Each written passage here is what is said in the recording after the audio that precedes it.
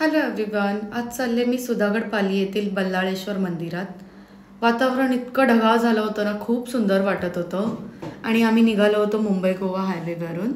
पेणच्या पुढे वाकण लागतं, तिथून लेफ्ट साईडने पालीला जायला रोड आहे. सो आम्ही वाकणमध्ये थांबलो, थोडा वेळ नाश्ता वगैरे केला आणि पालीला जायला निघालो.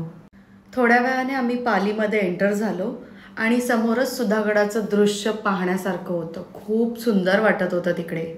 फायनली पोचलो आम्ही बल्लाळेश्वर मंदिरात. आम्ही लवकरच गेलो त्यामुळे जास्त गर्दी नव्हती. दर्शन पण खूप छान झालं, खूप पॉझिटिव्ह वाटलं. थोडा वेळ तिथे बसलो, आजूबाजूचा परिसर फिरलो, खूप छान वाटलं.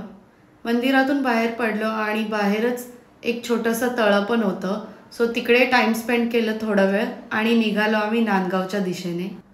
क्लायमेट पण खूप छान झालं होतं आणि आम्ही मस्त गावागावातून जात होतो.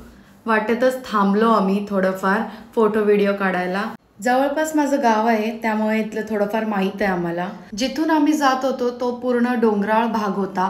मग रस्त्यामध्ये छोटे मोठे व्हाळ, नद्या, विहिरी, वेडीवाकडी वळणे, असं जंगल खूप छान वाटत होतं. एकदम माइंड फ्रेश झालं होतं त्याने. देन पुढे जाऊन आम्ही एका वॉटरफॉलजवळ थांबलो. तिथे विचार केला थोडंसं एन्जॉय करू, भिजू वगैरे, आणि मग तिकडून आम्ही निघालो घरी जायला. सो माझा व्लॉग आवडल्यास मला नक्कीच कॉमेंट करून सांगा आणि फॉलो करायला विसरू नका. भेटू आपण नेक्स्ट व्लॉगमध्ये. Bye bye.